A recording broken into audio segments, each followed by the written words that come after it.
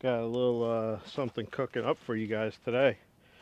I think I'm gonna rough shape this handle. This handle billet. It's pin oak. Nice, nice billet. Ooh, that's a big crack. You can see that the grain is straight, so it's going this way. It's not a perfect billet. It's kind of wonky. I don't know if you guys could see. This way might you might see a little better. It's not straight, so I got to cut some off, and I am I'm putting a full-size axe on it. So I brought out these two handles to copy. I'm not quite sure which one I want to do yet. This one's a 3-pound fire axe, a Craftsman. I really like this axe. I think it's really cool. I might put an edge on it one day. It's got an Iki wedge, which is a material that I didn't know was rare, and now it's kind of an endangered species. So I don't think you could buy it anymore, at least in the U.S.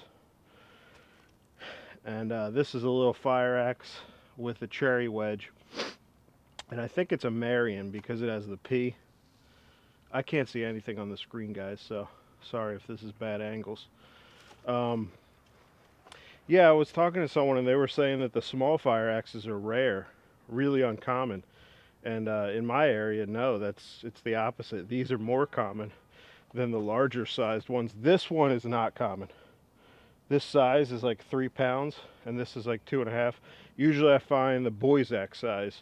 This one, I don't think I've seen another one this small. Well, this size, not small. And look at how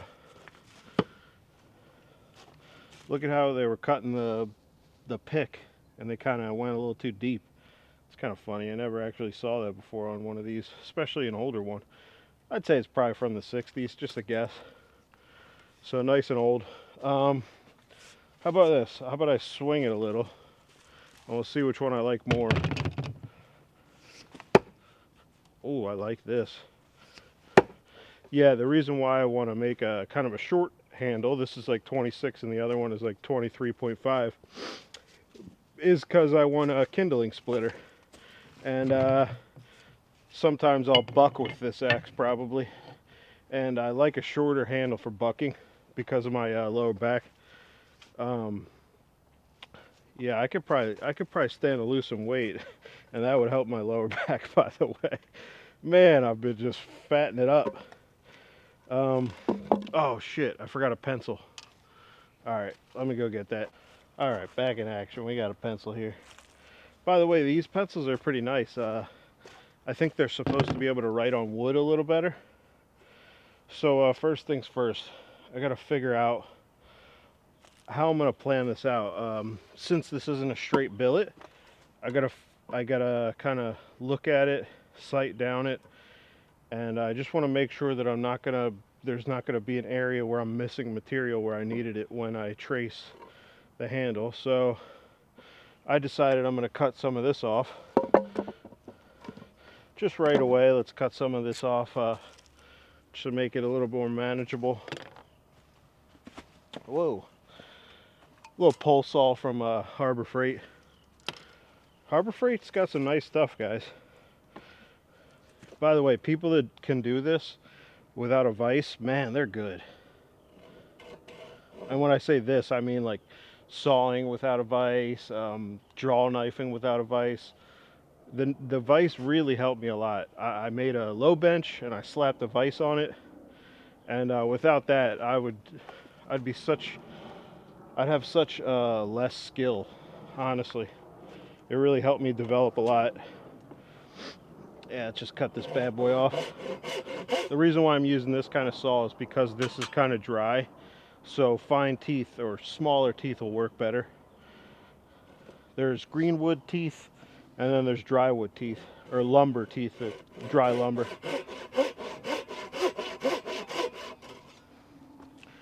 Switch it up.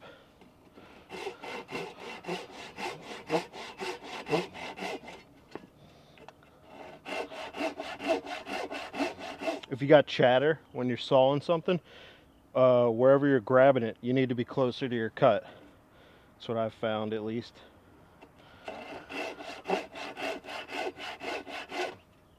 Whoops.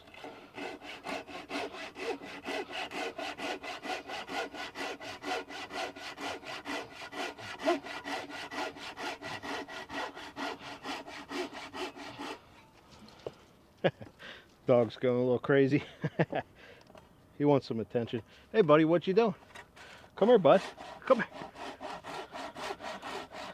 He wants me to chase him. What's up, buddy?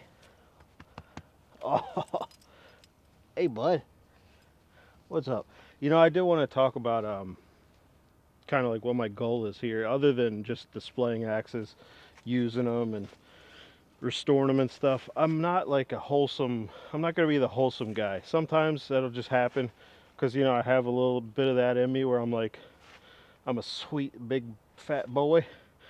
But I think my ultimate goal is just to like make people laugh sometimes. And when I don't do that, I notice like, why are they watching? They're not really, they don't care anymore. That's what I offer. I offer a goofy boy who can say ridiculous shit. So, yeah, that's my modus operandi. What you got, bud? I realize that's a little goofy when I'm like, hey, little boy. You know, I was talking about this with a friend. How if you get a scam call, just act like they're your dog. Hey, what you want, little guy? My car insurance.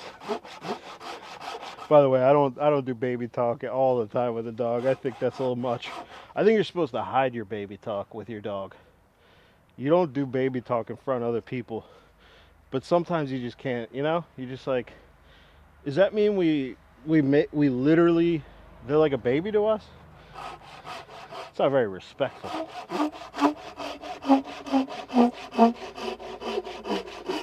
Oh yeah, I did want to say, if you want wholesome, Bluegrass Outdoors, that's a really wholesome channel. Growing really fast for good reason. Um, he just put out a bunch of shorts. This is kind of inside baseball. And they really worked out for him. People really liked them. And he was splitting big pieces of firewood down the middle. I think it's perfect for him. He found a really good angle too. So yeah, this is a little wavy. Not a perfect piece of timber, or I mean lumber. I guess I would probably not want this part. I would just want to keep this, and that's enough for a tongue. These handles aren't too curvy, so you know I probably should have measured to see if this was long enough before I did that. All right, we're good. Yeah, I think I'm going with the 26, guys, because I just really like this. By the way, this was a new old stock handle, and this handle was it came with the axe, but it was kind of all beat up and it was red, and I took the paint off. It's too bad it was red, because it would have had a beautiful patina at this time. Not really sure how old that one is. I'll show you the carving tools once I get this. Oh shit, where'd I put the pencil? There it is. The reason why I have this aside is because there's glue on it.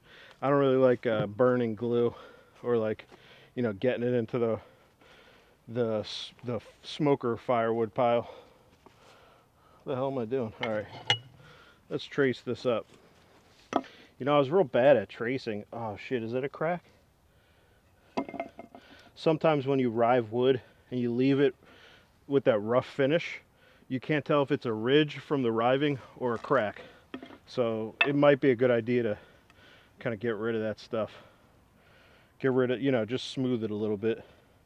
Also easier to write on. I noticed when I was first starting, it's so hard to trace. Like I would keep moving, the axe would move. I just did it there a little, but you just use it as the axe as a placeholder. You're not pushing against it, and it should be a little easier. You do got to do this. You do got to write hard though sometimes, and it's just rough tracing. You know, you don't have to make it perfect. We're just trying to get the billet down. So let me show you. I'll show you what I do. I hope you can see that. sometimes it's hard to see, and that's why this pencil's nice. Where's the... Okay, just making sure this is long enough. It doesn't need to be a super long tongue because it's that main pattern I showed you guys. Actually, funny enough, on Instagram I teased, I said I'm making a handle for an axe that I was gifted by Cowboy Ellis on Instagram. Great guy. And great man. It is funny how we just give, we just like say these people are great. We've never met him in person, but I do know that he's a good guy. I don't know. You could just feel it. Endorsements. Is that how politics works? You're like, yeah, he like gave me a gift, so he's a great guy. No, I do like him though. He's a good guy, and he does some cool stuff. He makes broad axes. Not my style exactly, but he makes broad axe handles. And I wish he would do like other stuff, but he's really into broad axes, I believe. So yeah, now's the easy part, at least for me. First, let's hone this up. We're gonna hone both of them. Jesus, Jesus. We're gonna hone both of these. Well, I don't know if you'd call it honing, but let me just check if I'm recording. Okay. Yeah, just another plywood piece with some leather on it.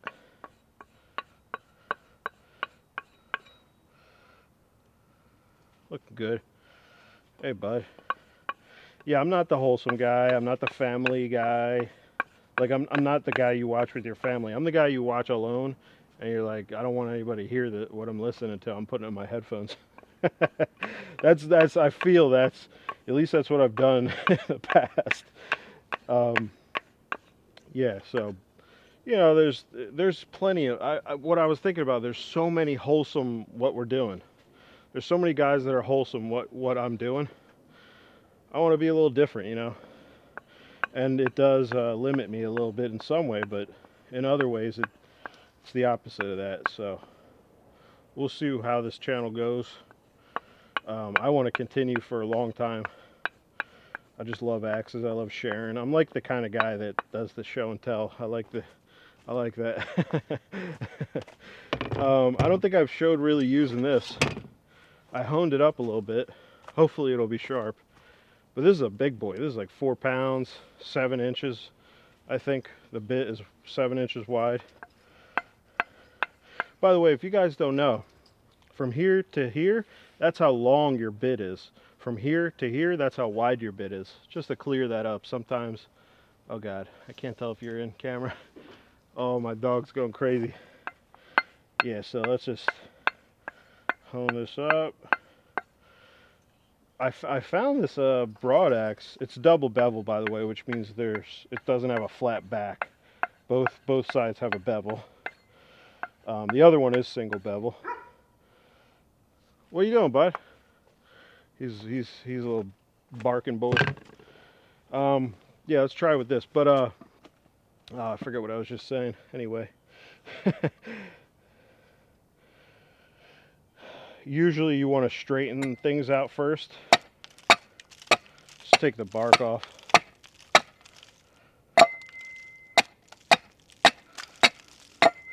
Oh yeah. Now I do want to talk about safety with hatchets. If you're aiming right at yourself with a hatchet, it's probably more dangerous than aiming at yourself with an axe. I think I heard the bushcraft guys say it's in your bloodline. Like, if I hit right here, I could die. I could bleed out and die. You would want a tourniquet around if you're being nonchalant like that. So a lot of people turn it to the side, and I'll go like this. Whoa, we're digging in. Yeah, I'm just straightening it out a little. Really getting a better feel for what's here by removing the bark. Oh yeah, we're looking good. Yeah, so there's a ton of guys doing wholesome stuff, and a lot better than I could do it. It's just not. It's just not me to constantly be like. I'm not saying I have a bad attitude. Sometimes I shit on people in a joke, like I'm trying to be joking, and maybe it doesn't come off that way. I've definitely shit on bushcraft, and I think maybe what I should have been doing was shitting on survivalist. Um, but yeah, I'm not like serious. I'm not saying, hey, these guys have nothing to offer. I might actually say that, but I don't really mean it, guys. All right. It's actually pretty straight. That the bark was that's weird. Usually that's not how it works, but oh, you know what? There is a little bit of look at this. So I thought it was straight, but look at that. There's some bark there and missing material here, or missing material here from the bark. Hope you could see that. But it's not a ton of bark, so oh well. It's actually not. It doesn't matter too much. Oh, you know what? It is on the other side. It does go down to my tongue and my shoulder. We'll just pare this down this way and we'll see what happens. Hope you guys can see it okay. I'm realizing that this trace line doesn't have much of a fawn's foot, so I'm gonna have to account for that. This is just rough hewing, rough shaping, guys. So it's not like a science to it. You just remove. You just want to remove material kind of quickly. Make sure you don't go past where you don't want to remove material. It's very simple. Once you get the hang of this gets easy. And constantly, you know, look and see where you're doing stuff. The most material I got to remove is right here and right here. This is the easy part, right at the neck usually. You know, you plan it out differently, however the timber is, but usually you want a face to be kind of flat with a side of the board, just to make it easy for you. Less material removal from there, so you can kind of like go to town on the other side. By the way, this is heavy, so don't feel bad when you have to take a bunch of breaks when you're swinging a hatchet to remove material. Okay. I didn't need to switch sides. I just did it.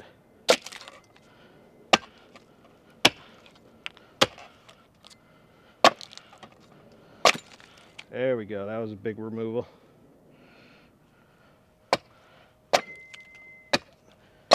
Oh, I know what I was saying earlier.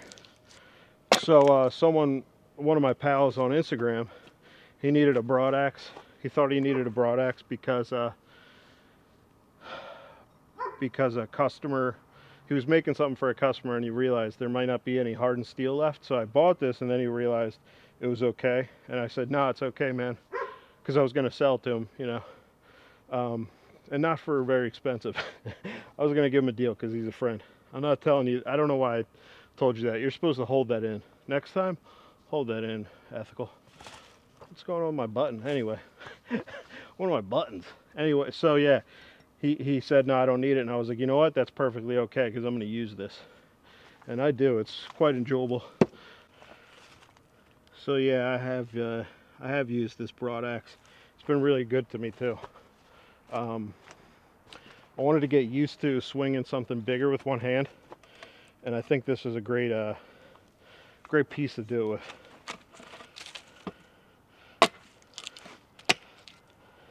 Yeah, always make sure you're cognizant of where this thing could go. If there's a deflection or if you just miss, it can be really bad, guys. You really can die. I don't just say that, and I'm sure most of you understand. You can die if you hit there's some major arteries in your leg.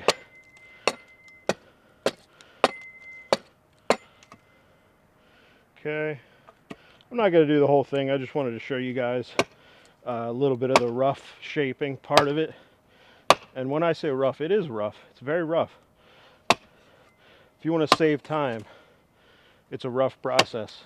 And a bigger hatchet will work a little better sometimes, depending on your skill level and some other things. Hardness of the wood, you know. Pin oak is pretty hard, actually. On the Jenkin scale, it's pretty high up there.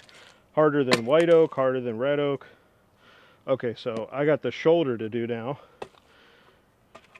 And the shoulder is going to be a lot easier to do when something's rounded, when the bit is rounded. So don't try to go too far with a straight bit, especially single bevel. Single bevel is really tough to do curves. So that's why you see carving hatchets are double bevel, and they have big rounded heels and big rounded toes. So just look out for that. If you're buying something specifically for carving and you're spending a good amount of money, make sure that it's actually good at carving. I never really bought something for carving because I like restoring stuff and I could just change it to my needs. I do want to switch to the let's switch to the single bevel, the smaller one. I don't know if I really talked about this one too much. It's a Plum Victory, and if you guys don't know, the Victory is literally World War II. It's kind of like not a congratulations, but anyway, you get it. It was like I guess it's kind of bragging, but you know, let's never do another World War to brag about. That's like the worst possible thing that we could do to ourselves. And well, we don't have a fucking, people like us, we don't have a choice. You know, this is like the big wigs that make these decisions. That's why it's so terrible. That, you know, 20 million Russian people, 40 million Russian people, millions of Germans, millions of Americans. Well, I think it was like 600,000. Yeah, you don't even get to choose. You just go to war for other people's reasons. And obviously that war was a little different. You know, they would say like World War II is the last war that kind of was just. The last just war. I don't have a problem with it being stopped, but I also don't believe in intervention. Kind of like our whole foreign policy for a while. You know what? I'm going to be honest. This is easier. I should have been using this. This feels good. Hope you could see. Because I'm in line with it, I'm trying to go downwards instead of like finish the arc towards me. Okay. Now we flip it.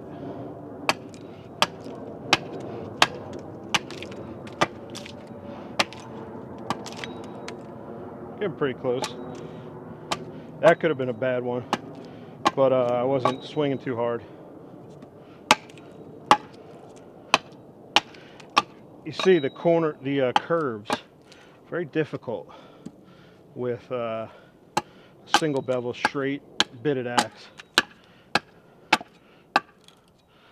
All right, that's pretty good. Reason why I'm doing this more than anything is just to dry this billet out a little more, so I know I could use it.